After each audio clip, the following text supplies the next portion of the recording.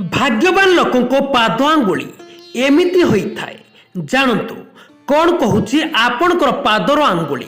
अनेक समय आमे भाग्य और भविष्य विषय जानिबा पाई शास्त्र उपरे बा राशिफल उपरे निर्भर करिथाउ।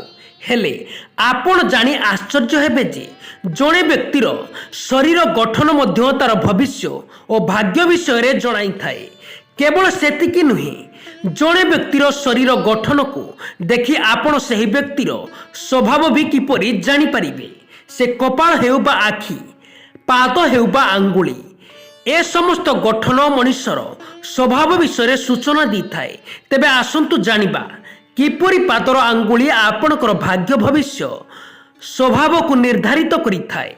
जे व्यक्ति मानकर पादर द्वितीय आंगुली अन्य आंगुली अपेक्षा बड़ होई थाए, से व्यक्ति माने जीवन को एक भिन्न धरण रे बंचिबा को पसंद करती।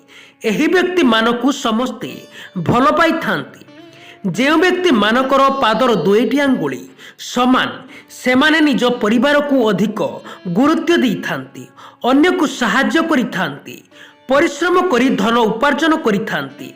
जे व्यक्ति मानकर पादर समस्त आंगुली बड़रू सान होई रही थाए, सेमाने सर्वदा निजर स्वार्थ देखती एवं मनरे अहम भाव रखि थांती।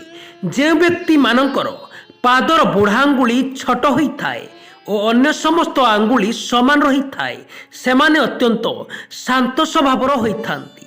सेमाने धैर्यवान अटंती, समस्त कार्य को बुझी विचारी करि थांती। दर्शक बंधु, भिडियोटी भल लागिले निहाती गोटिए लाइक करंतु एवं चैनल टी को नुआ आसी थिले चैनल टी को सब्सक्राइब करंतु। धन्यवाद।